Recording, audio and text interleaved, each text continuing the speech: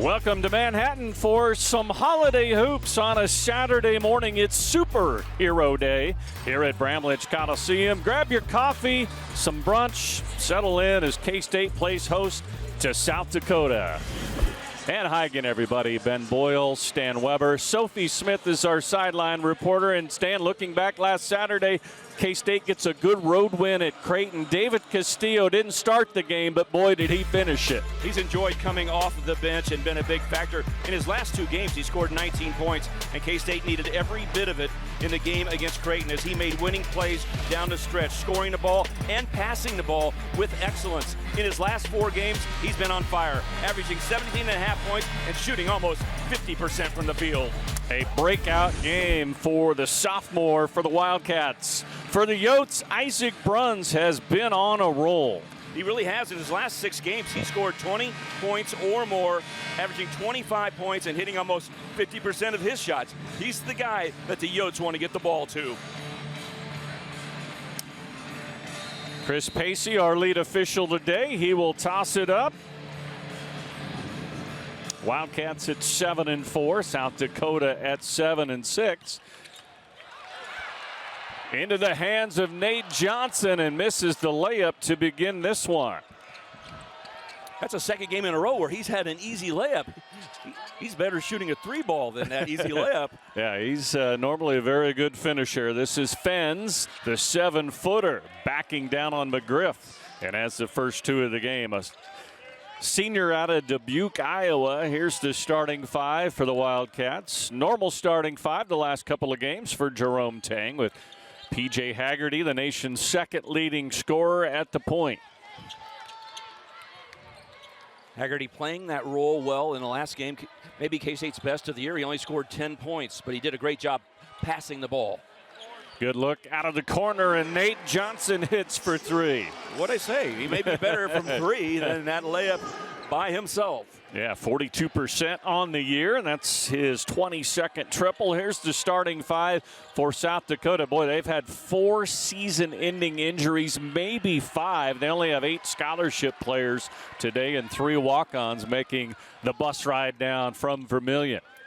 And they want to play fast and use a lot of guys, so we'll see how that affects them today. Abdi Bashir, back-to-back 3s for the Wildcats. It's been a week since K-State's taken the court, but Abdi Bashir is still as hot as he was in Omaha last week, where he was 6 of 12 behind the arc. Fens misses the jam. The follow is good for Bruns, who averages about 21 a game. Break off the make. Johnson takes the contact, and he'll shoot 2. Stan, how about some keys for each team this morning? Well, for South Dakota to pull off the upset today, they want to get to the free throw line. They've had 6 games where they shot 30 or more free throws. They're 4th in the nation, averaging 21.5 makes per game. That's how they score the basketball, and they need to press smartly. They full court press all game long, but they do it in a man-to-man style, and they need to be very smart at how they do it against this fast K-State team. The Wildcats need to play tight defense. The thing that really stepped up in their game against Creighton in Omaha last week, because they started playing much better defense than they did earlier in the year. They need to continue to do that, and then they got to make the extra pass, because they're going to be pressed all game long, and they also, with the extra pass, are a better three-point shooting team, and they have been on fire this year. They've got 6 games where they made 10 or more three-point shots, and they're playing against a team in South Dakota has seen no team make 10 three-pointers against them. So we'll see how that all turns out today, but K-State's hot to start the game early. Well, K-State had 11 threes in the first half alone last Saturday in the win over Creighton. And K-State showing a little press back at the Yotes. Crawford rattles in a 3, or rattles in and out a 3, rebounded by Bunton. And here's Bruns, and he hits. He's got 5 early on for the Yotes. He has made more three-pointers than anybody, and crafty. We've seen him a couple of times get offensive rebounds. This is one of the best offensive rebounding teams in the country. One of the reasons why, Ben, is they have all 5 guys after every missed shot go try to get an offensive rebound. 3 off the mark for McGriff as Bruns brings it into the front court. Rapiak picks him up. Both teams love playing fast, love having multiple possessions. Each team has had 6 games already of 80 or more points in a game. Yeah, last year, South Dakota was number 2 in the country in tempo. Fens backing in on McGriff. Can't finish this time. Haggerty on the run. Loses the handle, gets it to Johnson. He's got another one. 2 threes out of the corner for Nate Johnson, and a quick 8. K-State with that 11 makes last week in the first half, second most in a half in K-State history. On fire, and they're starting that way again today.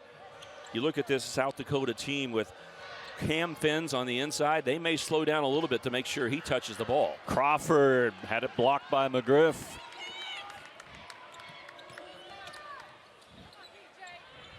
Haggerty with the catch and the finish.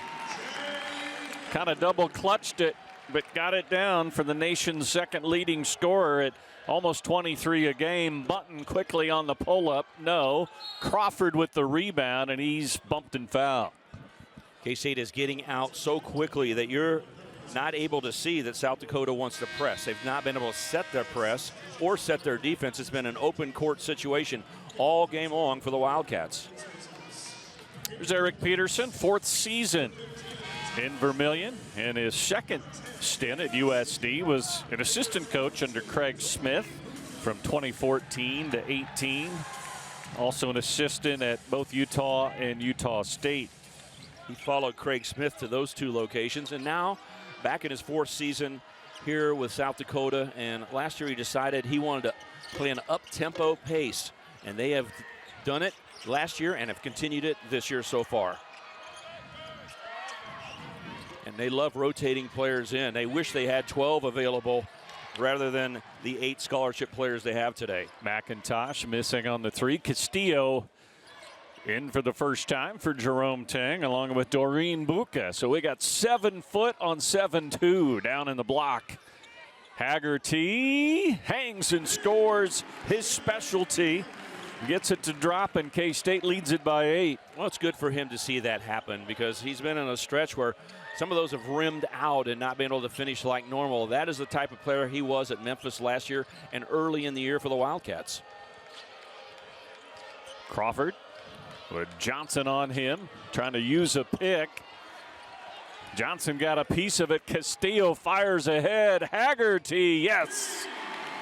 Oh, talk about pace and tempo.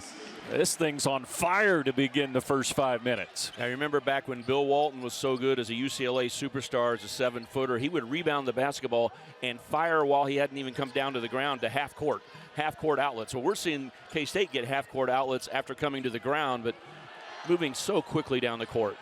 Bruns left it short. He's normally very good in the mid-range game. Castillo with the rebound. Whips it into Manning. How did he catch that? And a foul. Strong fingertips on that catch. And Manning is earning more time early in the game for the Cats. We got a track meet here this morning. Timeout on the floor.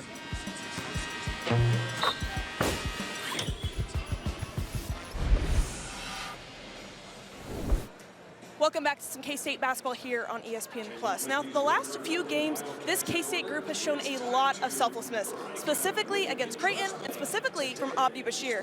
During that game, Jerome Tang sent Bashir to the table to check in for David Castillo. And while he was waiting at the table, Castillo hit a 3, got back on defense, and then scored another bucket. So Abdi Bashir just walked back to the bench and told Jerome Tang to leave him in. And when asked about that, he said that selflessness is not just from him, it's from the whole team. He says he's going to do whatever it takes to get a win, guys. Yeah, thanks, Sophie. Great to see that and hear that story that Abdi Bashir shared after the game. And boy, road wins can do so much for a team trying to figure it out early on in the season. And I think this team's starting to get their swagger back a little bit, and some roles are starting to be defined as well. Yeah, they started off with such great offensive performance, and they've got back to that. They're shooting the ball so well. They're moving the ball well. They're one of the best in the country, 21st in the nation in number of assists. So that has been a big part of K-State basketball to start the year. But defining roles, getting used to each other is another step, and you're seeing that right before your eyes come together. But the big thing is playing defense. They started pressuring the basketball more, picking guys up at half court, denying more. It's something they didn't do earlier in the year. And Jerome Tang even said, I didn't know if these guys had it in them to do that But once I saw it once in a while, I gave him a little bit more and a little bit more, and suddenly he's changing the defensive style. The guys are picking it up, and people are learning the roles like the guy that just made the free throw. Rarely gets into games last year, and Taj Manning didn't play that much this year at times, but now he's earning times early in the minutes, doing everything else, and he's a good combination with Doreen Buka. You got the size of Buka, but those two guys came into game against Creighton together and played. So, again, defining roles. Those two guys come in together, they'll go out together. Fens against Buka, counted in the foul. He is move. Really good. Cam Fens has played great basketball. Last year he broke his foot, and so he didn't get to play the whole season. But this year he came back in a transfer from Illinois, Chicago before that, has stepped up his play, and they're realizing they need to get the basketball to him. Look at the touches he's got so far in this game, Ben. In a fast-paced game, they've got the ball down low. 3 of his last 4 games, he's posted double-doubles. Misses the second chance for the three-point play, and Castillo quickly gets it up the floor. Hesitation, and he drops in a left-handed layup. He has learned a lot from P.J. Haggerty in practice about where the openings are, and he is finishing well. K-State with 21, and we're not even 6 minutes into this one. K-State has had a 100-point game this year and a couple of 99 and 98, so today we might be blowing right through the triple figures. C.J. Jones hits a 3 for C.J., his 6th of the season. That's good to see from a Wildcat perspective. C.J. Jones, he's earned minutes and now finding out his role. He needs to be a scoring threat. Fens with the follow. Impressive. Buka came over for the help defense, but nobody rotated, and Fens all alone on the weak side. Fens is not only a good offensive player down low, he passes the ball really well. We really haven't seen much half-court sets, but if you do, he gets the ball to the right players. Alley-oop try too high for Taj Manning. One of the few turnovers for K-State so far. Buka this time gets the block. Bounced ahead to Castillo. Another 2 in transition for David Castillo.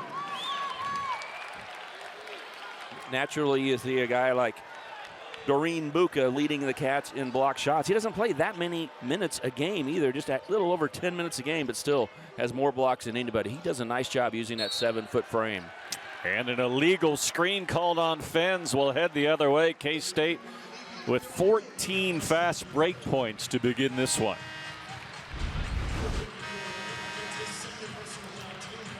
You just cannot get your feet outside your frame. If you're going to set a pick, you're supposed to have your feet directly under you, almost an athletic position, and then stay set.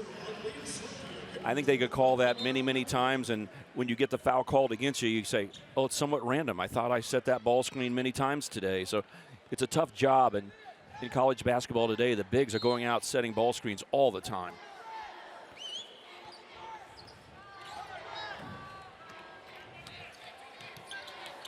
Then this is called a half-court set. Yeah, first one of the game. McGriff. An unusual miss for McGriff, who's shooting 75% on the year. Evan Anderson. Now to Buzelis. Back to Anderson, who tries the 3. K-State doing a nice job on the defensive glass against one of the best offensive rebounding teams in the country. And we talked about pressing smartly from a South Dakota perspective. And when they miss, they do not run back to set in the paint at the other end. They are going to try to stop the ball immediately, and that was one of the first times they did on this possession. Bashir with the step back. Bang! Abdi Bashir with the smooth 3 from the corner.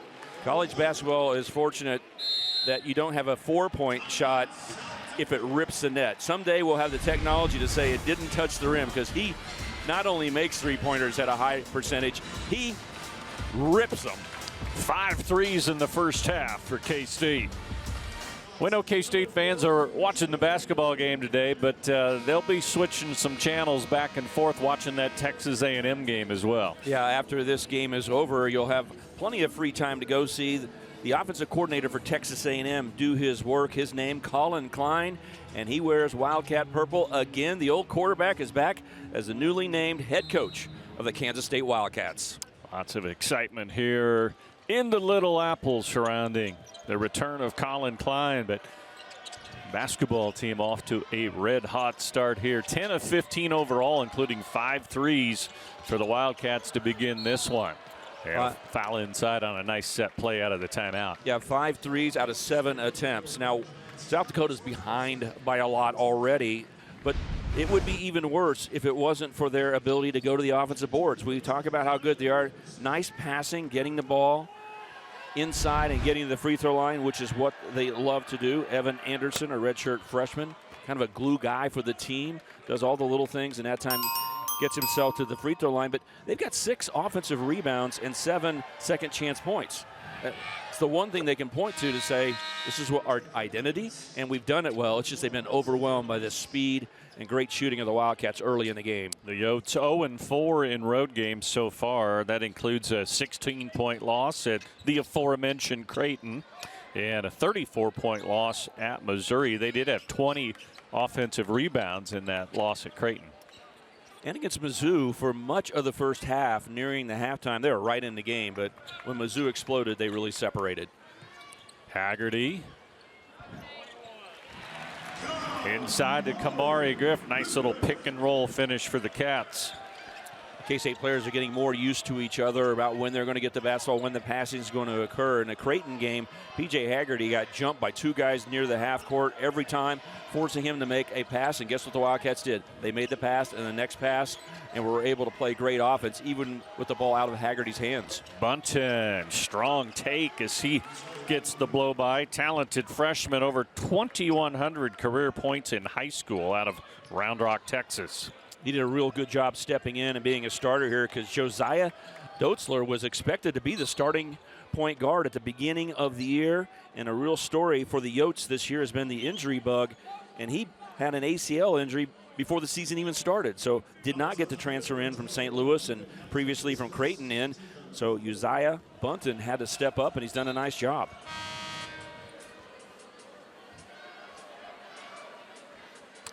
Bunton had just 2 points in Wednesday's win over Dakota State. That snapped a string of 5 straight in double figures. Had 19 season high against Western Michigan. And he's been a reliable 3-point shooter, making 42% of his threes and leading the team in that area.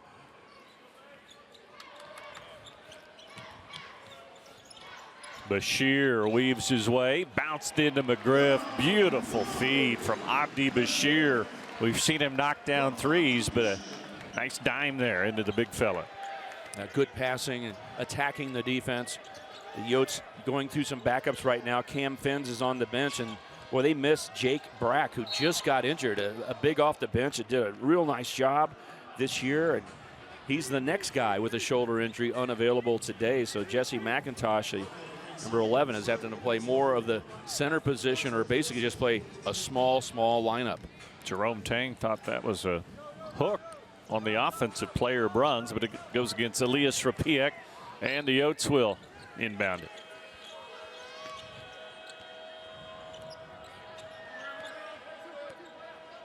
On the switch, McGriff against Bruns. Fadeaway from 15, no. Bashir clears the glass.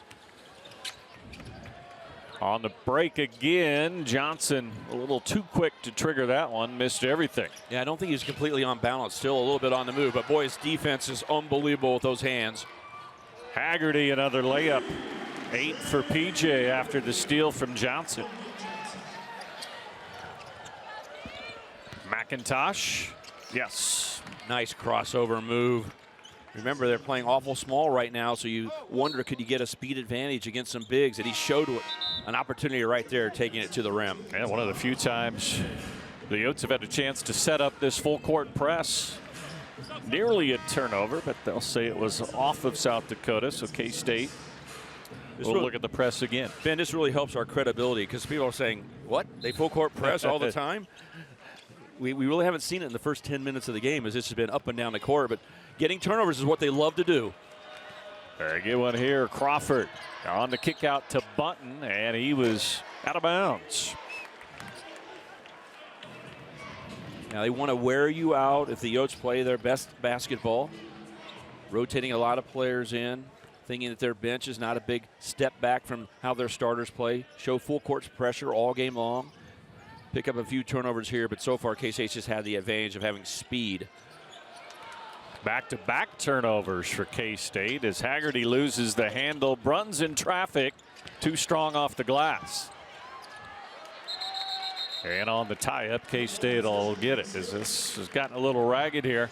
Talking about turnovers, it's been a season-long problem for Kansas State. They're 13th in the Big 12 in turnover margin, but much better last Saturday in the win at Creighton. They only had 7. Yeah, a big differential right there. And Jerome Tang has a few keys that he talks to his basketball team every game. So almost everybody in the K-State fandom knows what those are. And, you know, turnovers is one of the 3. We do not want to have turnovers, and it's a big focus. So the fact that the Wildcats played on the road in front of 17,000 fans against Creighton, who hadn't lost a home game this year and only turned it over 7 times, that was a big part of how they were able to go on the road and get that win. In case you missed it, midweek, Creighton bounced back from that loss to K-State. Get this, a 41-point win on the road at Xavier. You can see when you watch Creighton play that they have their moments. K-State was ahead of them at the half by 18 points, scored the first basket of the second half to lead by 20, and yet late in the ball game, it was within 3.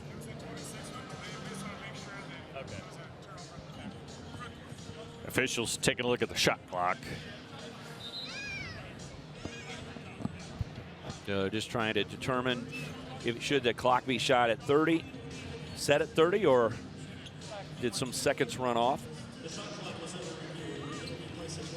Coaches use it as a chance to talk to their players, and the players use it as a chance to get a breath. Yeah, they need it with the pace of this one. Each team says, I want to play fast, and then you keep doing it after a while, and guess what we've had the last minute or so? A little bit of sloppy play. Button with some aggressive defense out front. K-State running the weave. Here's Bashir.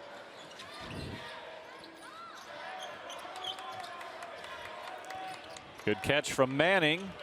Missed the layup and out of bounds to K-State. Cats with the small lineup now with Rapiak and Manning in there with 3 guards. But not for long as Mbuka's set to check in.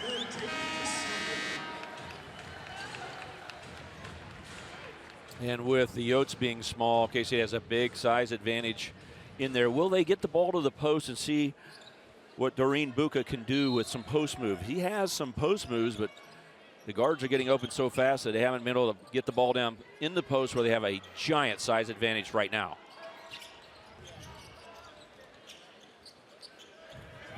Manning posted up. Comes a double team. Poked away. Bruns comes up with the steal. Pinballing around. That's good defense right there, poking that away in the double team.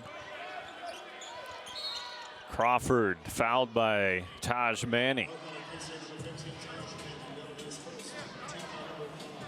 15 foul on K-State, so no bonus yet. This is a South Dakota team. They're at their best when they're getting to the free throw line. They average 30 attempts a game and make 72% of them. Now, last year they led the whole country in a number of free throw makes per game. Crawford, good ball movement. Bruns from the corner, rattles in a 3.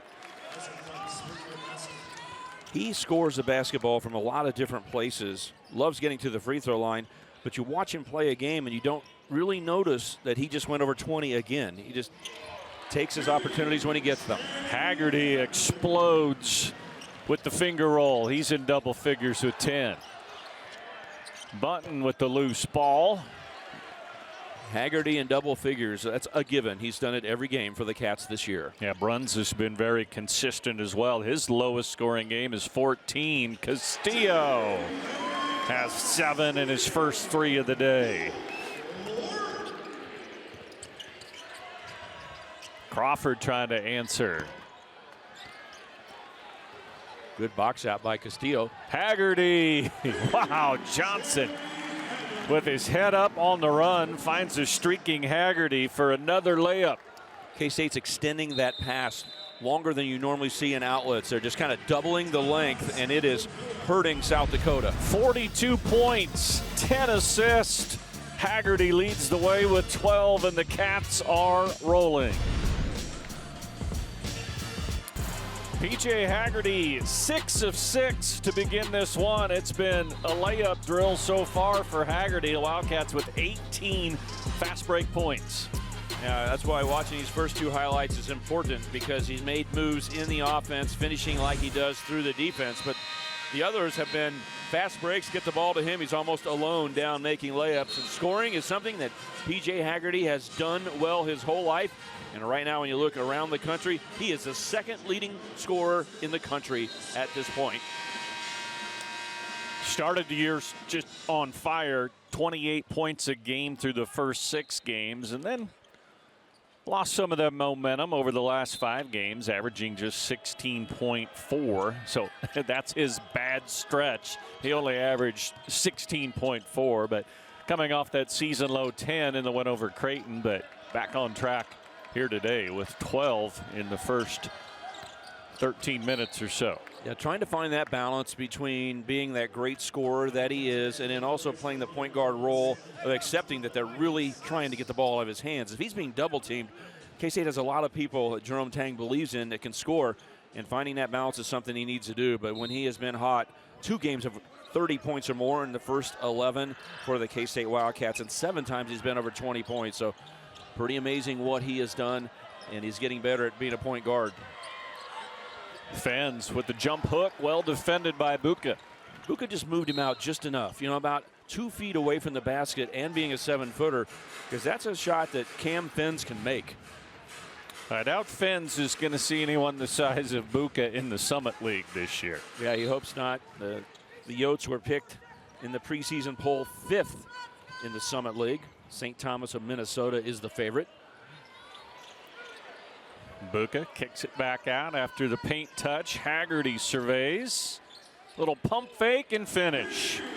He is yet to miss. Well, that was good work, because Fens came and acted like he was going to double team, but once he picked up his dribble, Fens went away, went over to the 7-footer, and he goes, oh, you've just left me wide open again. Good patience by the K-State point guard, PJ Haggerty. McIntosh from the corner hits for 3. Freshman from Australia. Trying to learn the U.S. game. On the under-18 team, he won the Asian Cup for Australia. Castillo deep 3 off the front rim and tracked down by McIntosh. McIntosh is going to be counted on more with Jake Brack injured. Haggerty almost came up with the steal. Kaiser to the deck. Is he getting the timeout? Yes. He's trying to decide if he wanted the timeout or not. But after he had it for a second, he said, hey, I could maybe roll the ball, but could not get it done.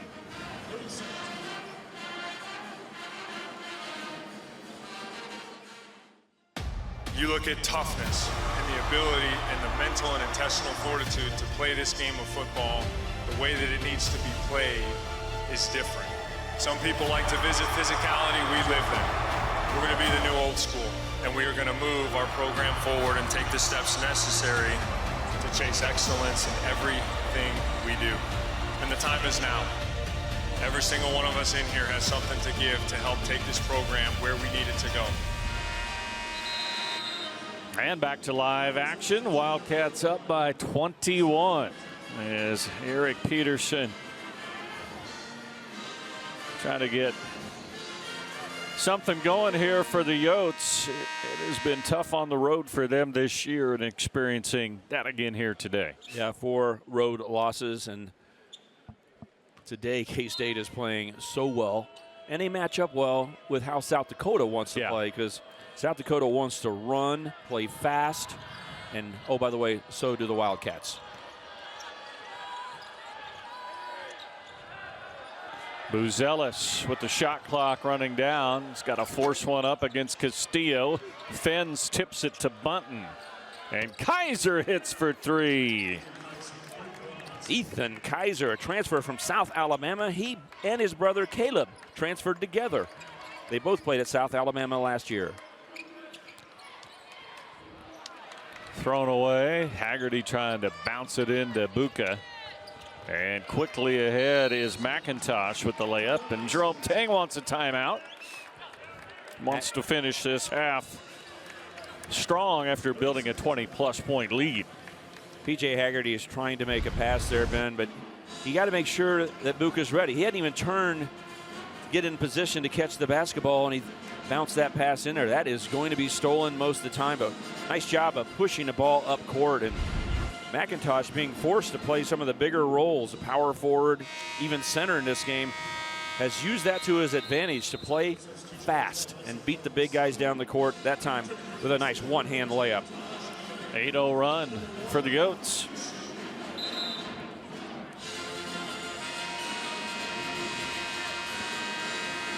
So look at some of the numbers on the year for South Dakota. Already playing their 14th game. Yeah, the third box down's the big one. Shooting free throws, making free throws. That is what this ball club under Eric Peterson wants to do. You may not see it as much against K-State with the size advantage they have to maybe not foul and still be able to get their hands up and tip basketballs. But when they're playing their best, they're pressing, they're playing fast, and they're forcing teams to foul them and getting to the free throw line for the easiest points you can get. C.J. Jones, air ball. Buka with the putback. Last 3 games, he's had 5 points in every game and blocking some shots and rebounding, and another guy who's getting more minutes and figuring out his role. Yeah, he is a weapon once he learns exactly how to play this style of basketball in America. His last game where he would again put those 5 points together, scoring a little bit more, but he's been constant on the defensive end and really has good body control for a 7-footer. He does not look off balance at any point. C.J. Jones with the rebound and going end to end. It'll be K-State ball when we come back. Wildcats 46-28 lead this morning. Back to Manhattan. Kansas State 46-28 lead over South Dakota. P.J. Haggerty yet to miss in this first half, leading the way with 14, and Isaac Bruns with 8 to lead the way for South Dakota. And K-State already 6 3-point makes, and the fast break points a big factor. K-State, as you look at the bottom box to your left, has 18 fast break points. That's a lot. But, Ben, we noted that K-State had 18 fast break points a couple breaks ago. So give South Dakota credit for not allowing more to be added to it. And they did put together an 8-0 run with slightly improved play. Giving up the easy baskets is not a good way to play the game. And when they stopped doing that, they actually scored a little bit against the Wildcats, but a timeout by Jerome Tang to settle things down has got K-State back to work. Biggest lead, 24 in the half for K-State. Fired into Buka, and he scores. Castillo with the assist. See the difference there? Castillo waited until he had his receiver open and waiting for the basketball, and Buka gets the ball quickly to score. And Buka a little too aggressive on the post defense. He's a little frustrated right now. He's in a little bit of a war between himself and looking at the officials, thinking that he got fouled right here, but he caught the ball. David Castillo got him the ball so close to the basket. See, he's saying, I got a foul. And then he's in a little bit of a battle with Cam Fins, another 7-footer, and that time I think he just gave him a shove out of frustration and gets the foul call. Second foul on Buka. Fins misses the 1-and-1, rebounded by Manning. Well, you know, Coach Eric Peterson's going to be shaking his head. He goes, the free throw is what we want. That's the easiest points we can get. Front ends of 1-and-1 misses. Drive coach is crazy. Cross court, Manning. Is that a 2 or a 3? I think it was a 2, but he missed it anyway. Good defense helped by Fins to get out there and say, Abdi Bashir, you're not going to be able to shoot this shot. Short corner pull up, won't drop for Bruns. Lead pass thrown away.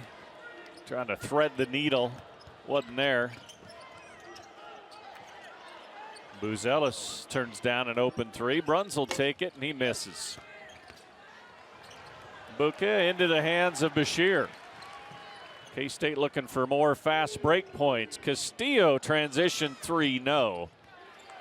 Bashir will try it from the other wing, and it is money.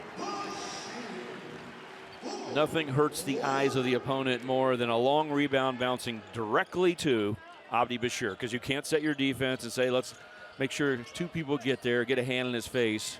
He is in rhythm on the long rebound and swishes another three.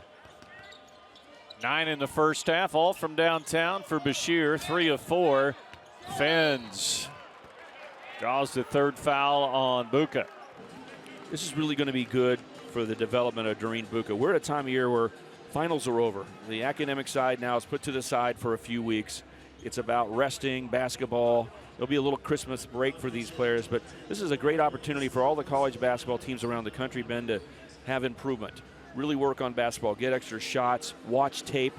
And Buka's really going to be able to take this experience today against another 7-footer who's physical, and the tricks that he's playing as a veteran, the moves he's making that's created a situation of Buka being in foul trouble. A real opportunity for him to go back and learn about what he experienced today. Not sure what they called here. We haven't gotten an explanation. If somebody said something after the foul, but they did give the third personal foul to Buka. Now, Doreen Buka, I mentioned a little bit ago, was getting frustrated.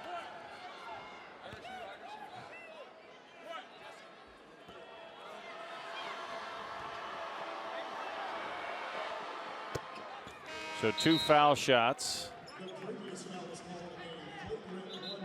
Oh, okay, they called a flagrant 1.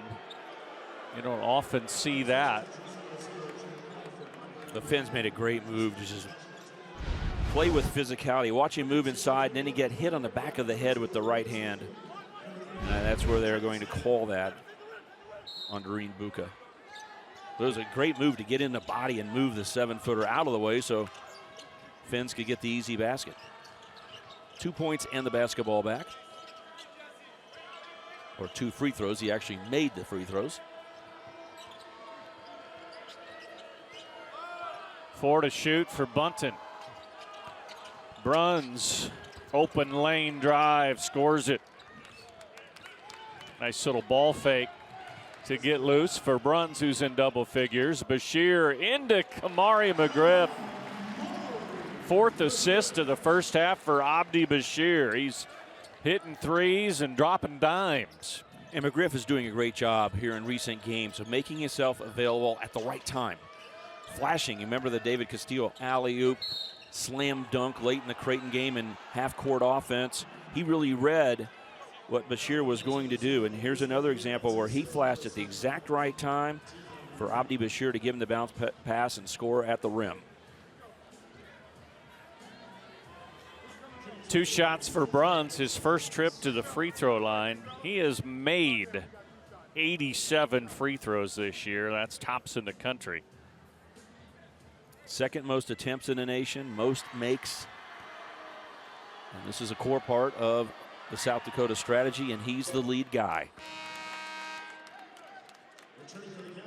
Haggerty back in after a long rest for the final buck 14. Last 6 games for Bruns, 25.6 a game. And he's averaged 9 made free throws a game during that stretch. He has lived at the free throw line and drops his first 2 here. Yeah, and he shot 47% during that time period, so it's not as if he's just bombing all the time. He really waits for his opportunities in the offense. The illegal screen called on Kansas State.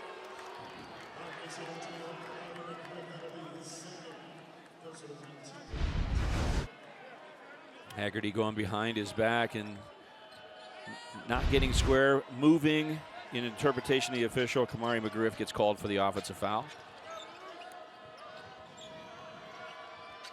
We're seeing a little bit of half-court offense, and if I remember correctly, you talked about a foreign thing, a shot clock? Yeah, that did get mentioned the last trip That down. was smooth as an announcer to say 4 to shoot. McIntosh blocked by McGriff and out of bounds to K-State. These two teams are not worried about the shot clock very often.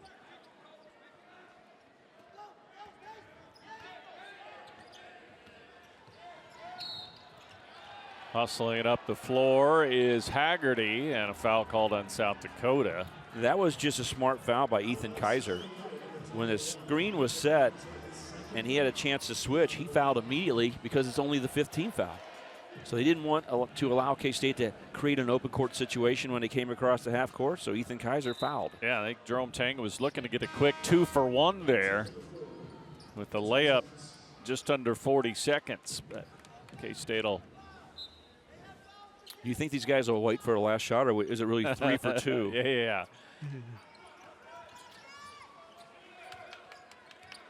Good defense by Crawford. And then on the switch to have to go against Haggerty. Haggerty still hasn't missed his toughest shot of the day. And that one, nothing but net. 16. One shot. South Dakota can hold for. Bruns takes the fadeaway. 5 seconds left. Castillo gets a layup. Fast break city for the Cats here in the first half. 57-34, the Wildcats running and gunning. And here's Sophie with the coach. Coach, great job by your team, controlling the speed and tempo. What did you like most about your team's performance? Exactly what you just said. We talked about they're a team of pace, but we're a team of pace. We talked about they like to pressure. Well, we like to pressure too, so really proud of the guys. What's going to be the keys in the locker room? What are you going to tell your guys to keep up? 0-0. Now, we've been talking about it for the last 45 minutes that the tempo of South Dakota has really played right into the hands of K-State, and they have put 57 on the board in the first half. Haggerty with 16. A track meet in the first 20 minutes. K-State getting up and down, leading it 57-34 as P.J. Haggerty has 16, the nation's second leading scorer. Ben Boyle, Stan Weber courtside with you. You get the good win on the road at Creighton. You want to see that follow through.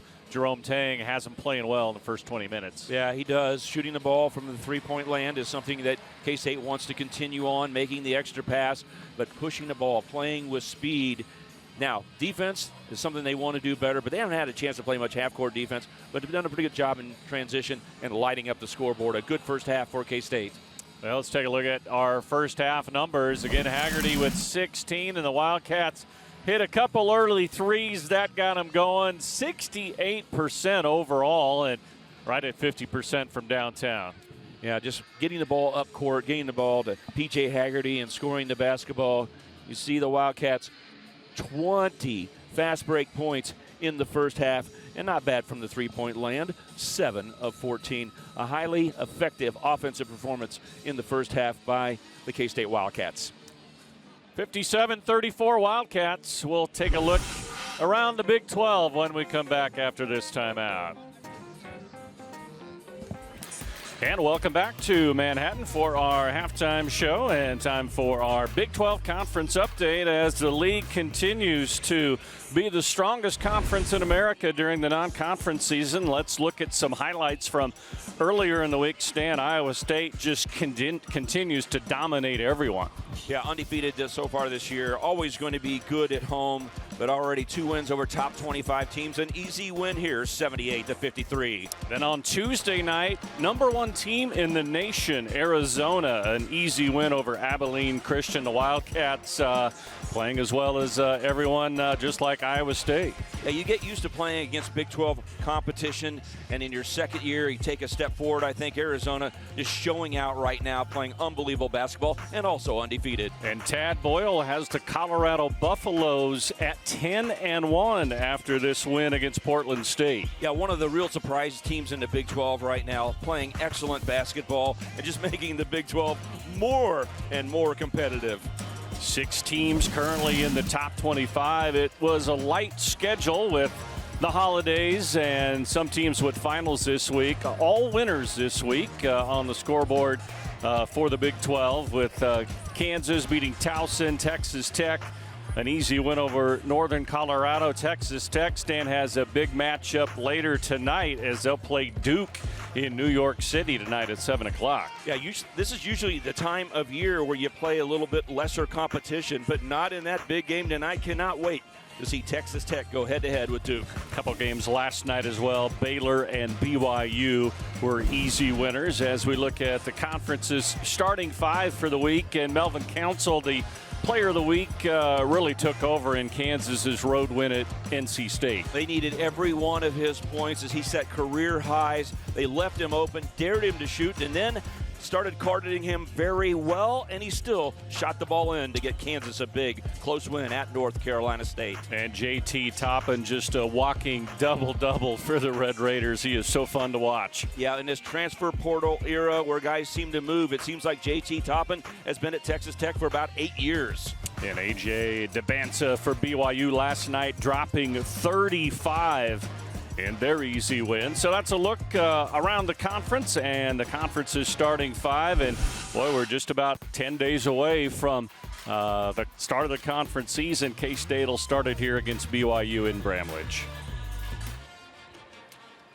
About ready to start the second half. Kansas State up 57-34. Time to look at some of our first half highlights as the Wildcats shoot 67% in the first half.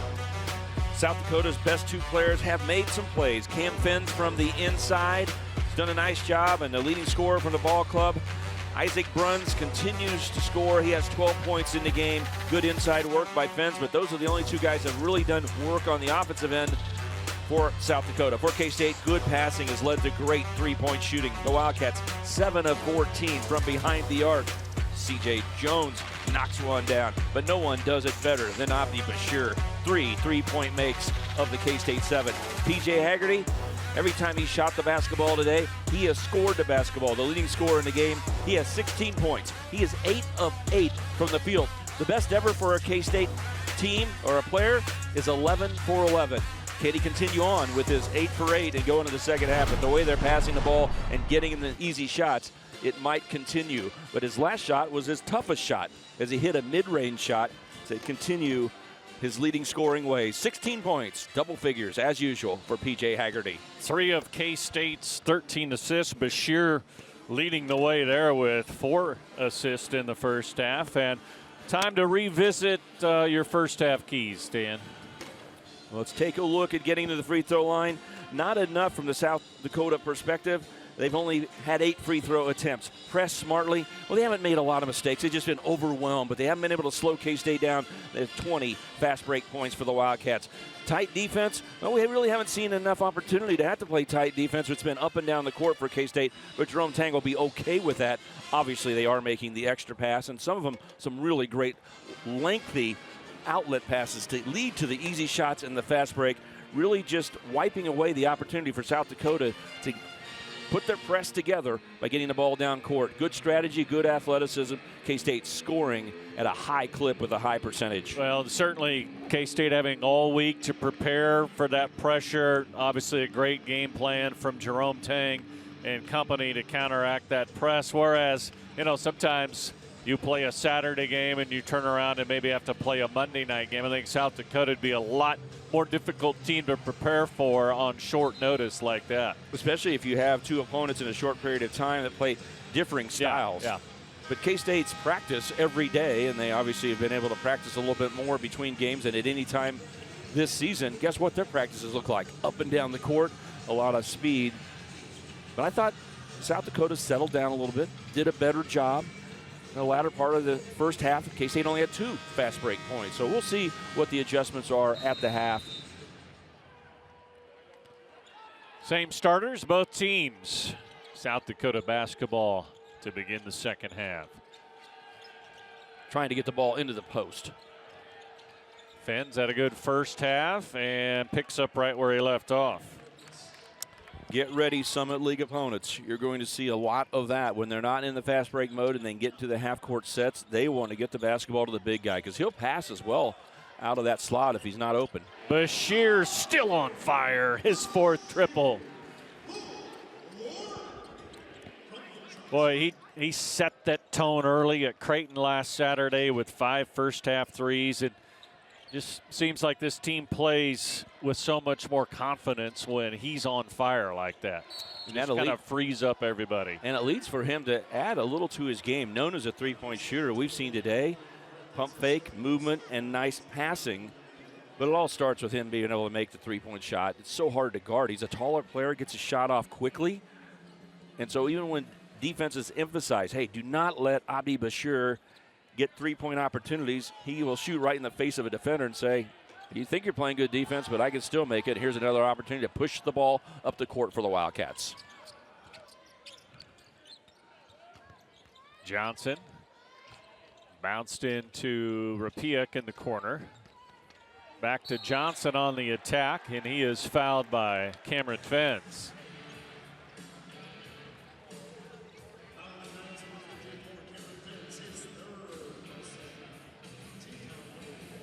Derek Peterson very calm in his approach to the players. He knows exactly what he's gotten himself into today.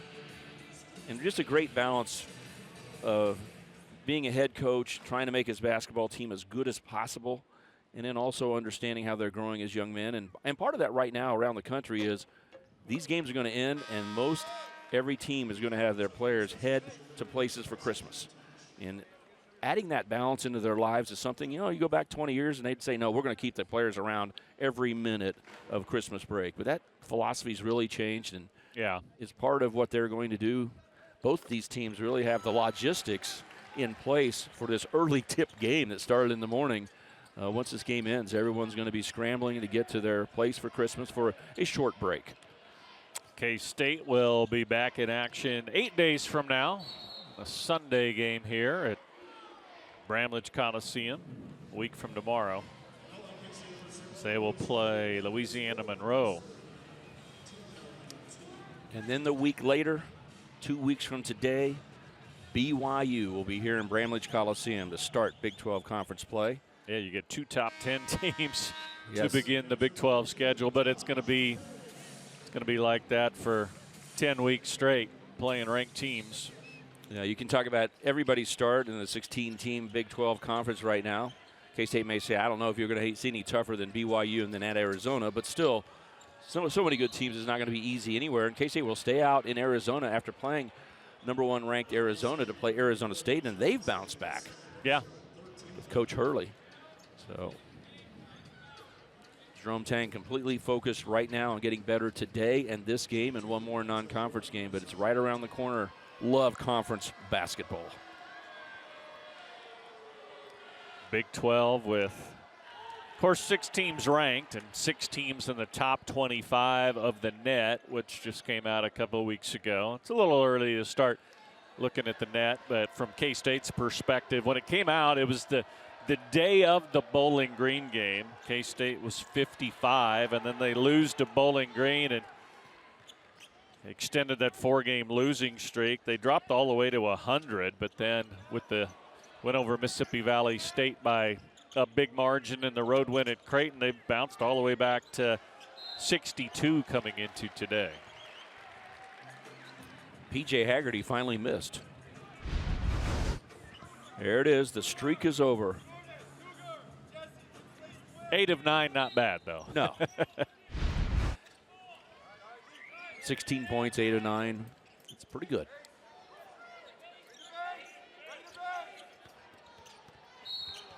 And free throws coming for Haggerty. Be his first trip to the foul line. We spoke a lot in the first half about how South Dakota is one of the best in the country and wants to get to the free throw line. Haven't had a big chance to say that P.J. Haggerty individually is that kind of player as well with the same exact philosophy. He not only goes in to score and finishes well, he knows how to create a situation to get fouled and get to the line.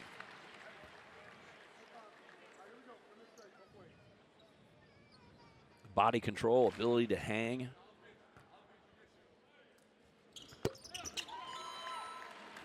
$18 for Haggerty.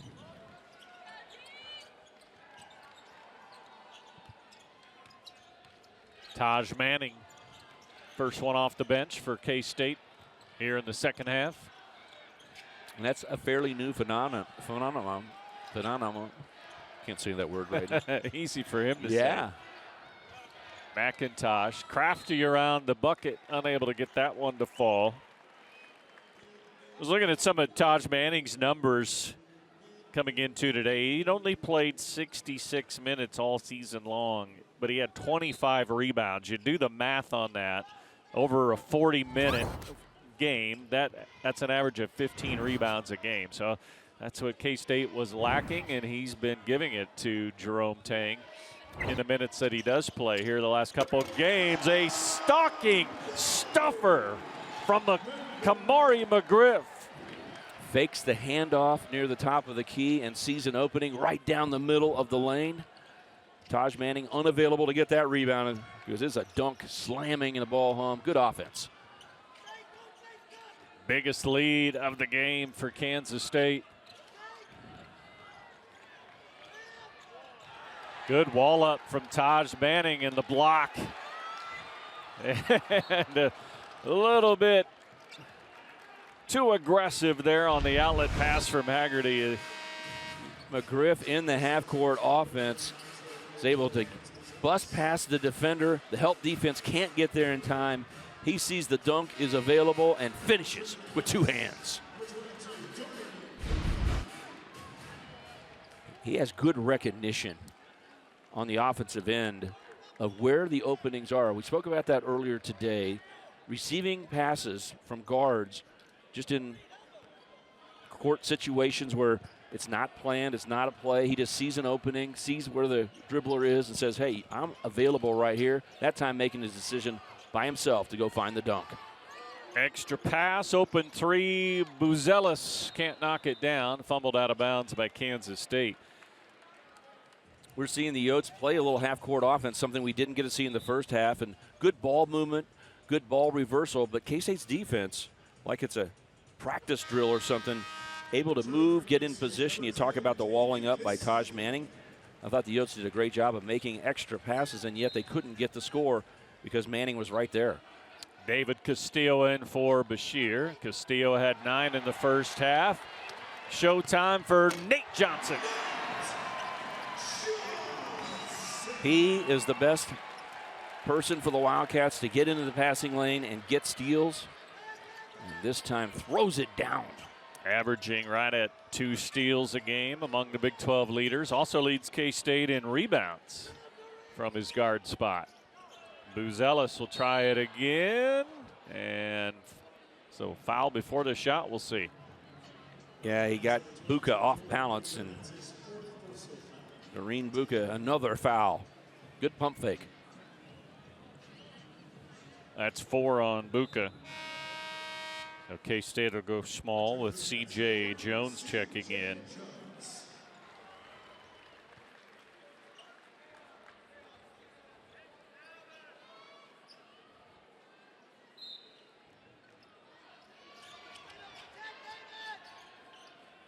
Ooh, almost another steal. Bruns with another 3. Good play set up. He was the inbounder, and then when the play call came in from Eric Peterson, he moved, and from the left low block, he busts out to the right wing in a called play and able to knock down a three-pointer. Bruns working on that 6 in a row of 20-plus games, has 15. He plays big minutes, too.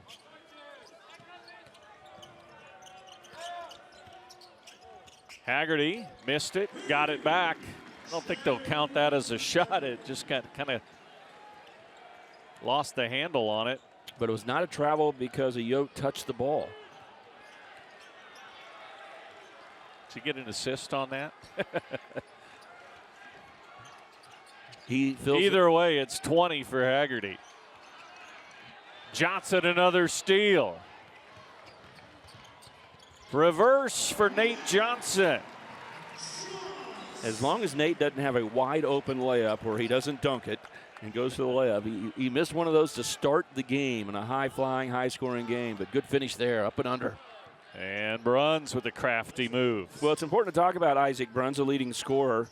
He's a second leading scorer in the Summit League, but His brother Luke's a freshman on his team, and his brother Paul was on the team last year with him. So 3 brothers. K-State making it look easy now as Manning gets the flush. Taj doesn't score very often, but at that time receiving it, getting a dunk.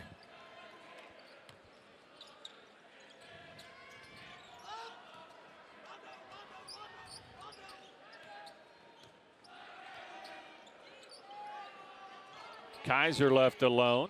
That's a shot he can make. K-State did not get off the pick and roll well that time, but South Dakota not able to make the three-pointer.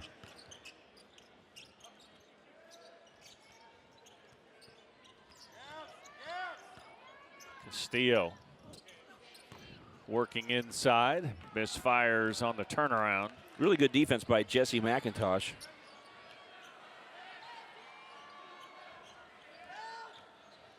Buzelis.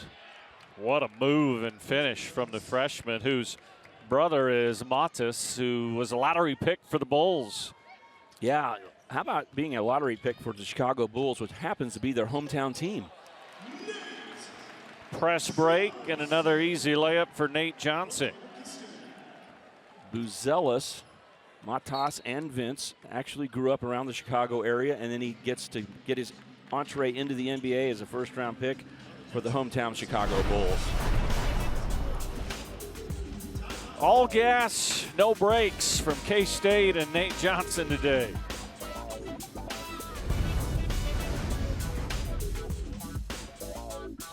And welcome back to Manhattan. Ben Boyle, Stan Weber, Sophie Smith with you. Behind 20 from P.J. Haggerty, it has been all K-State this morning and into the afternoon now. Some people do last-minute shopping. Others do last-minute Christmas creation. Who's that present for? That's what I want to know. A stress-free watch for the K-State fans today. Andre Kostic in for the first time today. He did not play at Creighton.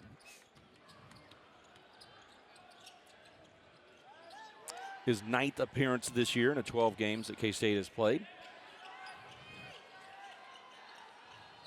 Very effective player on the offensive end is Kostic.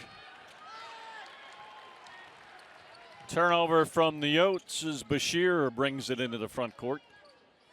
K-State playing very small right now. And stolen right back. Buzelis in transition has his first 2. Really nice finish with Taj Manning coming in. Couldn't get there to stop him. K-State 4 guards and a pretty small guy in Taj Manning playing the center position. Bashir. That was not a swish, Stan. He caught some rim that time. I'm just telling you, technology someday is going to tell you that you get 4 points if you don't touch the rim on a shot, and Abdi Bashir's kid or grandkid is going to be scoring a lot of extra points. Just like when Chucky Williams didn't have a three-point line for the Wildcats and Mike Evans. Think how many more points they'd have. I'm sure there's been some studies done. Yeah, somebody needs to go back and watch all those games and figure that out. Bashir, 5 triples today. And CJ fights his way inside for the bucket. Mike Evans, Chucky Williams played together for a little while. They were called the Purple Pop Guns. And head coach Jack Hartman at that time, thought to be a conservative guy, allowed them to bomb all the time. I remember Chucky Williams backing people down to the top of the key and then shooting a turnaround jumper in their face. And jumping how high? I mean, his feet were, yeah, I can't guess, 2.5, 3 feet off the floor with no problem. 80-45. A runaway here for K-State.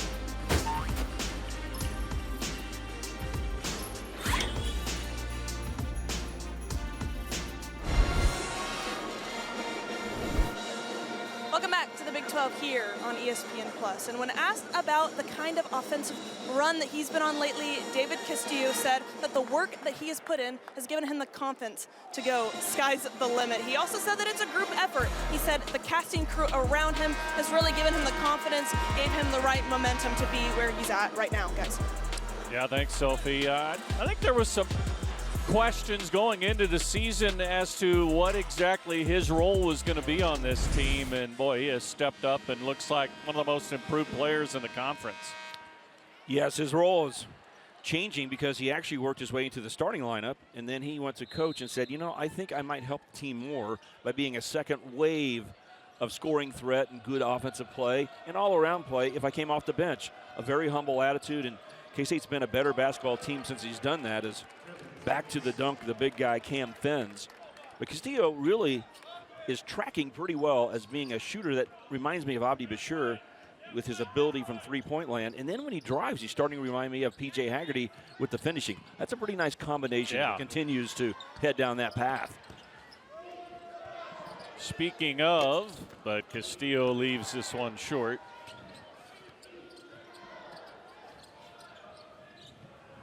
We've seen more half-court offense here in the second half, which has allowed K-State to work on being a good defensive team, a better team. That's going to really define how far they go this season. How good is the defense going to be?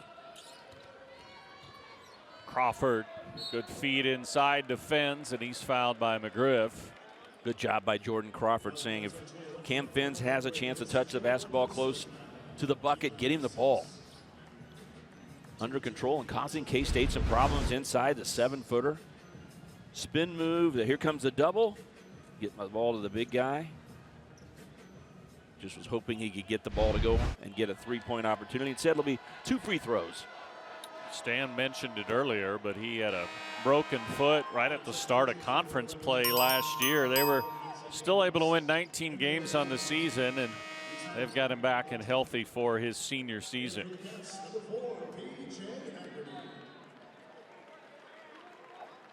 Three of the last 4 games, double-doubles, but today just not able to get the rebounds at the normal pace, scoring well in double figures today.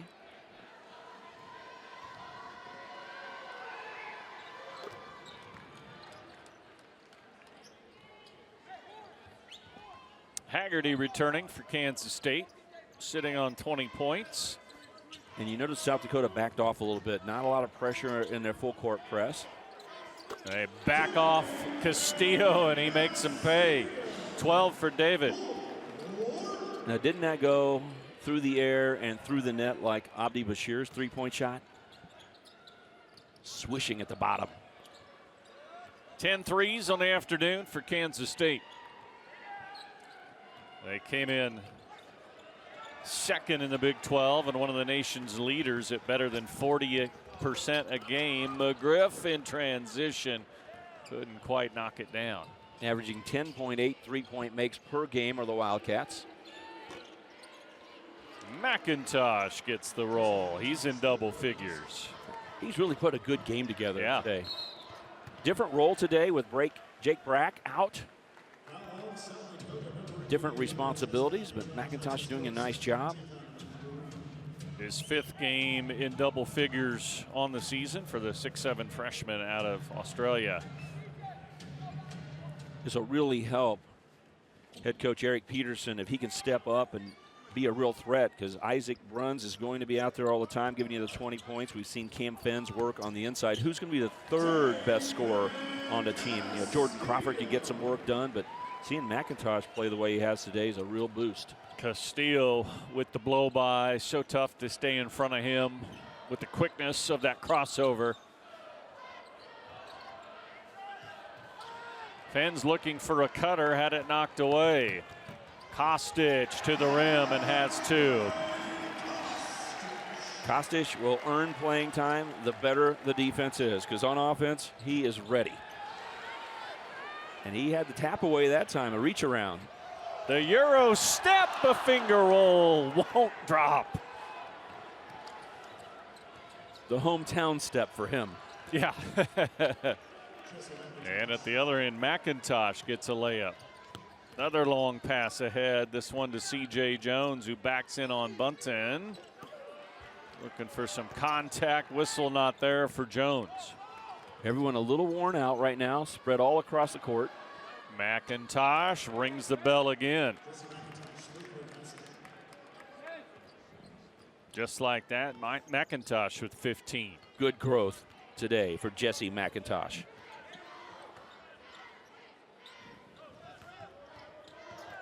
He wore the brightest shoes today to be recognized. Castillo out of bounds after the block shot. And that's McIntosh again.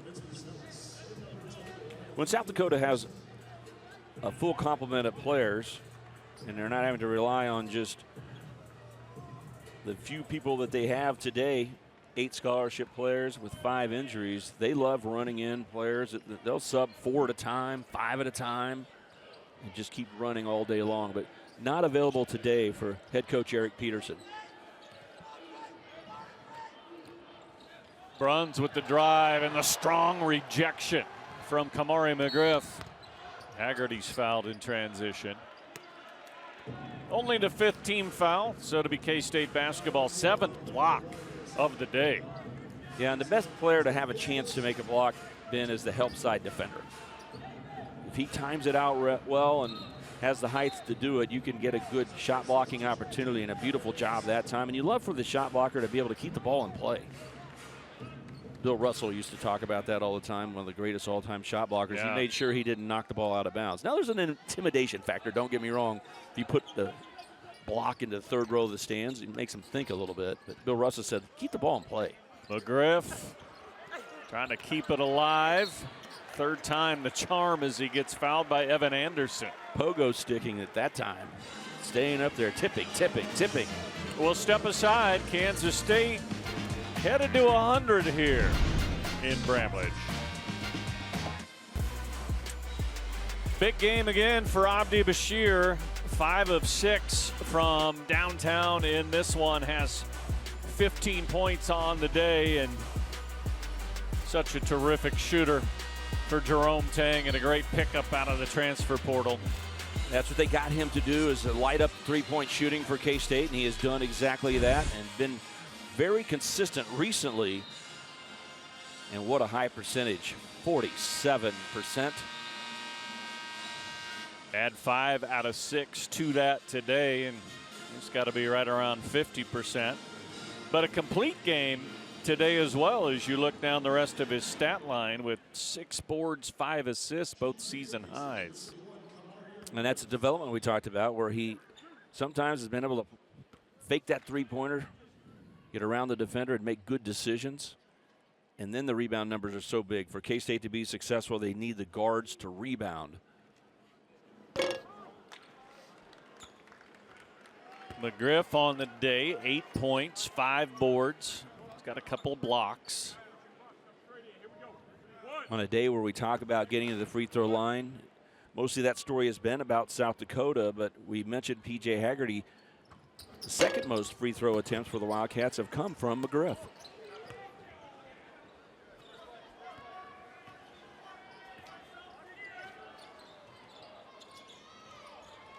Bunton, Bucelis, Bruns.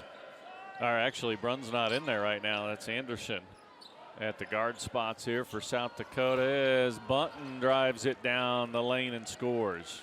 He did a great job of slowing down right before he got into his jump, allowing the defender to bump him so he couldn't get a jump and time it out well. That was really a nice drive and finish. And let's check in with Sophie. Thanks, guys. Like you said earlier, there's a lot of injuries on this South Dakota squad. That's given opportunities for younger guys like Uzziah Bunton, and he's made the most of that. Coach Peterson said that for a freshman, he's put up some pretty good numbers so far, and percentage-wise, probably their best 3-point shooter. And he's shown his ability to share the ball for a team that loves to play fast. His speed and getting them going in transition has been huge for the Yotes. Hasn't looked to score a ton today, but 8 assists for the Yotes. Ties his season high for assists. And being a freshman, that's a career high. But he is the leading 3-point shooter by percentage for the Yotes. And playing that point guard position has more assists than anybody on the team. Castillo, another good ball game. 16 off the bench. Averaged 17.5 over his last 4 games and tracking right at that number today. And 19 in the last 2 games, each of those 2 games, so he may be heading that direction as well.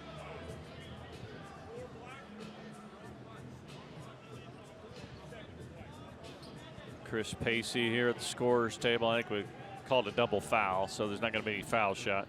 Buzelis for South Dakota is one of the players.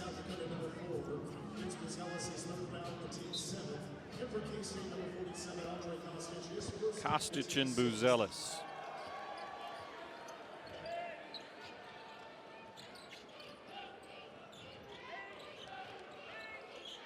Cross court, Buzelis turns down the three, gets it to Kaiser, who hits his second triple.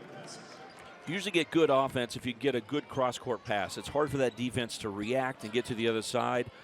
And then if you make the extra pass, you're surely going to get an opportunity to nice finish on a three-pointer by Ethan Kaiser. Kostic backdoor, no look pass, and McGriff with the right hand this time. Right over the 7-footer.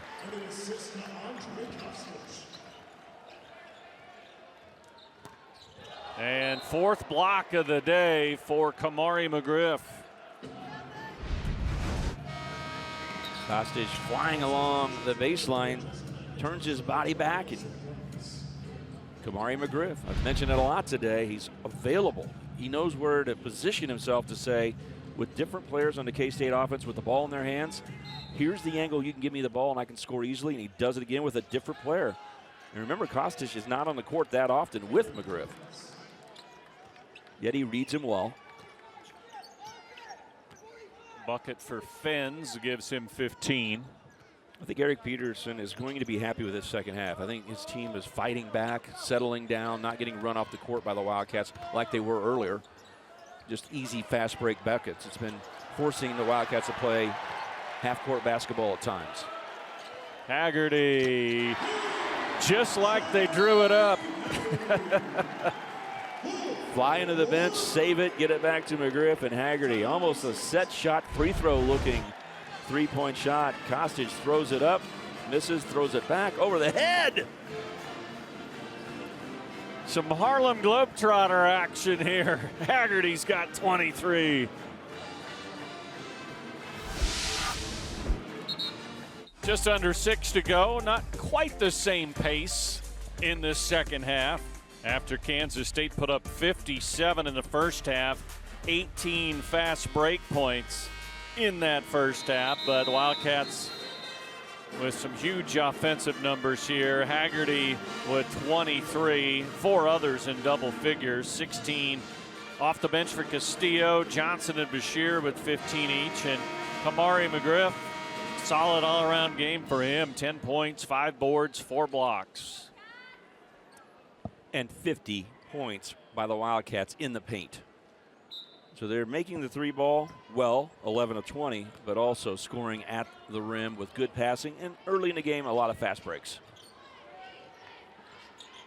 Bruns looking for some help, lost his dribble. Johnson got his hands on that, tipped it out of bounds. It's almost like a good pickup basketball game. Both coaches are like, we're going to push the ball, we want to play fast, and then at some point the guy said, hey, let's all just slow down a little bit and play a little half court. Okay. You do it, I'll do it.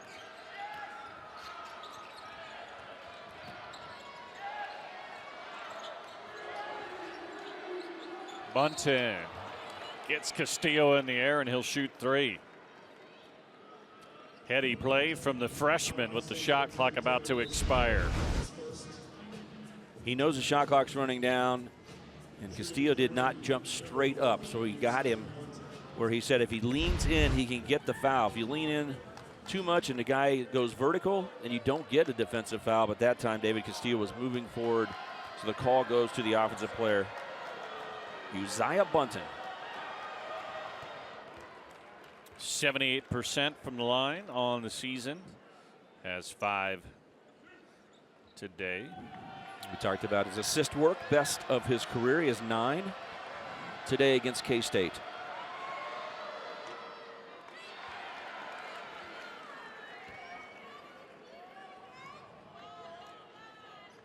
But getting ready to shoot only the 15th free throw of the day. This is a team that makes more than 20 per game. One of the things the Wildcats needed to do to play their best basketball was keep South Dakota off the free throw line. Haggerty, Castillo, and Johnson, along with Kostic and McGriff, out of the timeout for Jerome Tang. as Haggerty has it stolen away by Fens. Bruns with the spin move. Isaac Bruns. Shows you a little bit of the variability he has. Every once in a while, he just makes a move, hits a three, and he reminds you that that's a leading scorer that gives you 20 every game. Sophie's got some thoughts on Bruns. That's right, Ben. Coach Eric Peterson said that yesterday in the last about 5 or 6 games, Isaac Bruns has been scoring the ball at such a high level. He said he just doesn't know how to explain it. He just keeps finding ways to score. Now, we haven't seen it today, but one of the best things about his games is his ability to get to the free throw line. He grew up 30 minutes away from the University of South Dakota in North Sioux City, had a chance to leave, but he takes so much pride in this university and chose to stay because of how much he believes in this program and these guys. And his brother Paul said, hey, you need to come join me. Yeah. And then Isaac said to his next youngest brother, hey, Luke, let's play some South Dakota basketball. Yeah, well, it's been a family affair in this day and age of the portal. I mean, he could be starting somewhere for a Power 4 team. Sophie was talking. I thought he was going to knock down that mid-ranger, right? As she was saying, he has the ability, from quoting Eric Peterson, to score so many ways after hitting a three-pointer. Great drive and spin, but he can make that 15-foot shot. Not a lot of players in college basketball are looking for that shot. The analytics are saying shoot the three ball, get the ball down low, get fast break points in the paint, but the mid-range game is something you'll see from Isaac Bruns, and he'll even shoot that turnaround jumper we saw one time earlier today. Manning with the offensive board. Kostic lets it fly. Too strong. Out of bounds to K-State. How is this combination going to work? It's going to be interesting to watch. We're starting to see a trend here from Jerome Tang. Doreen Buka and Taj Manning playing together as the bigs. There's a little connectivity. They do different things. And you love having Taj Manning in the game to do everything right. And he'll never have an easier two than that. And with the big guy and the extra size that you don't worry about, Taj being a little smaller for a power forward, because matched up with the big 7-footer, kind of all balances out. And then you draw up inbounds plays, and sometimes you're saying there's no way it's going to work that easily. 6 for Buka is 3 of 3 in the game. Fens blocked from behind. I think Manning got it.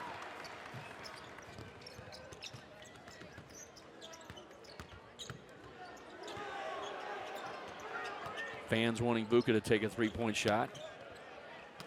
Finds a cutting Manning with the two-hand slam. There's that combination. I think they're getting a lot of minutes together on the practice floor. Right when he got it, he looked, and Manning broke to the basket.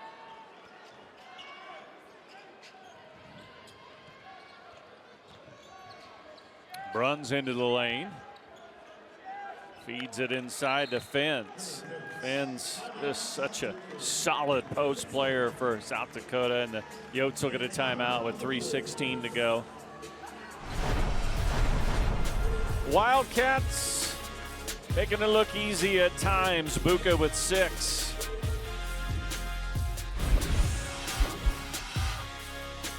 K-State up by 30 as we look at the upcoming schedule for South Dakota. They'll finish out non-conference action against Mount Marty on the 28th. And then, Stan, they get 2 road games to start conference play. What's up with that?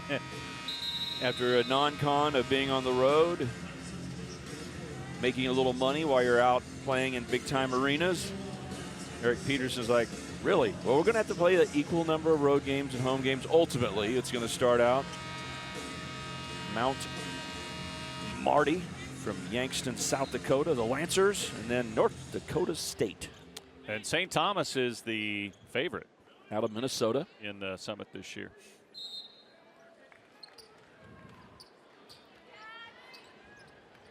Marcus Johnson seeing his first action here with 3 minutes to go for K-State. Only his 4th game of the year for the Wildcats. Buka fouled from behind by Fens. Buka and Manning, you see them together there. They seem to be earning a rotation opportunity together, and that has led to the fourth-year junior Taj Manning doing some real nice things. 6 points today, tying his career high that he had his freshman year.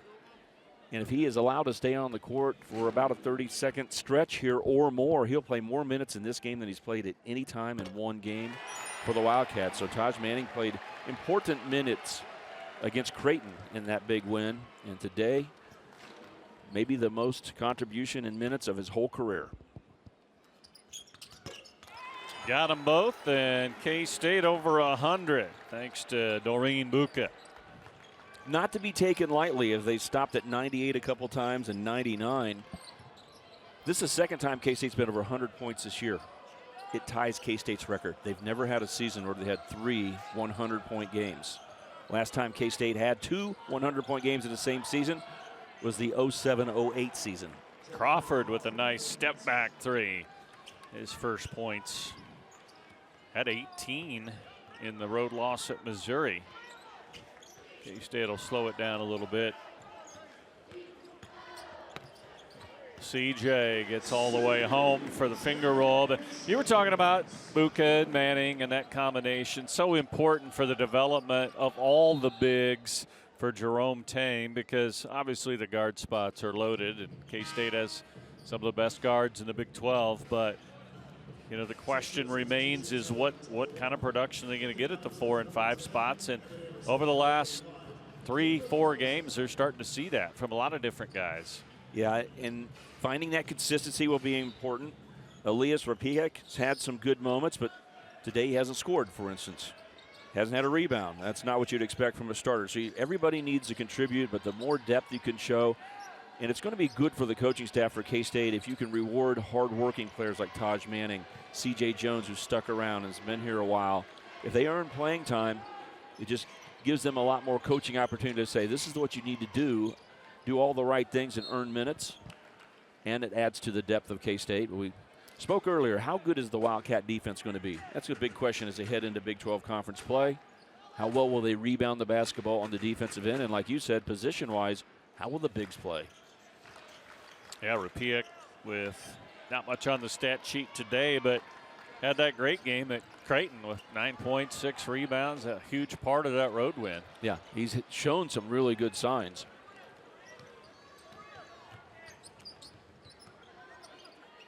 Lob over the top. Buka misses the left-handed layup. Great positioning, great recognition, and then he misses. He thought that was the easy part.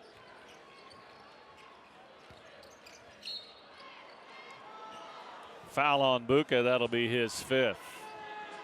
Third different player to foul out this year for K-State. McGriff has fouled out one time, and Rapiak, he is the third. Season high, though, 8 points as the improvement continues. And a nice hand here as the fans love the effort and the continued growth for Buka as he heads to the bench. And gives a 5 to the official. That's better than the frustrated version that we saw earlier. Right. Rapiak will return for the final minute.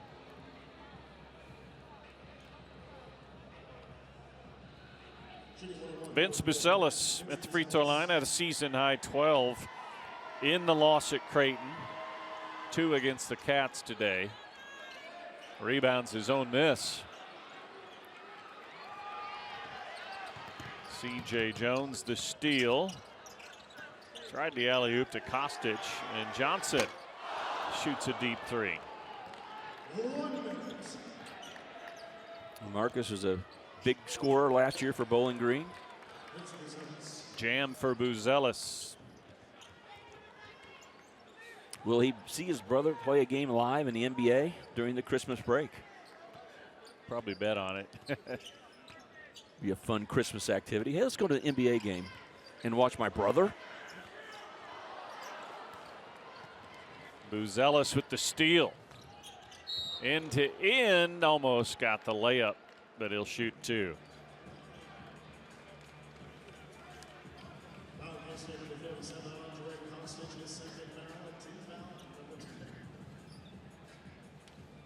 K-State will move to 8-4.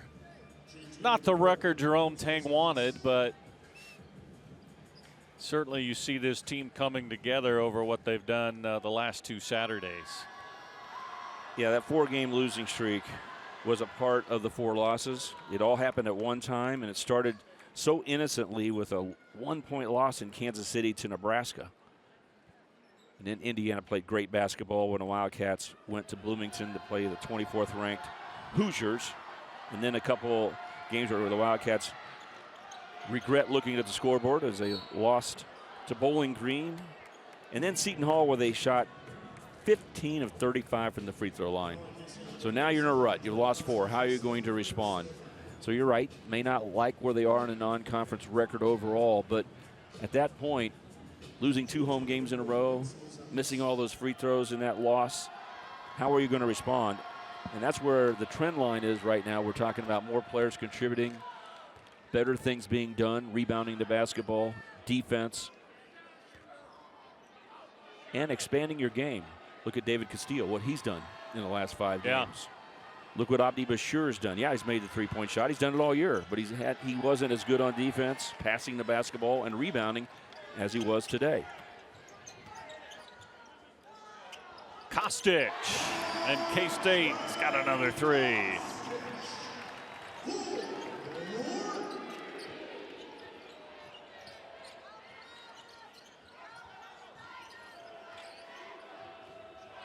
Buzelis backs it out for a screen.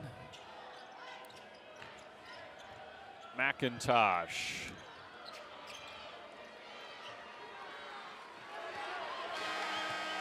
(106-76). 8-4 for the Wildcats as South Dakota falls to 7-7, and this one was a no-doubter from the very beginning for K-State. 56 points in the paint. Of course, a lot of those coming in transition layups. 27 fast break points for the Wildcats, and Haggerty leads the way with 24. And here's Sophie. Coach, for a team that loves to play fast, you guys played faster. How much of an emphasis was it to keep that speed and momentum the whole game? Yeah, you know, we wanted to push the pace because that's how we play best in the open court and, you know, get up shots. And we knew they crashed the boards hard, so if we could 2-hand rebound, we could get out in transition. Thought the guys did a good job both halves. Just thankful, you know, and the difference between Christmas and a Merry Christmas is a win. So Merry Christmas to all our K-State family.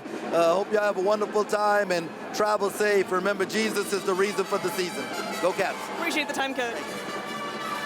Now a great message from Coach Tang. And Stan, these pre-holiday, post-holiday games always concern you. You see upsets all the time, and K-State wasn't having that today. They took care of business.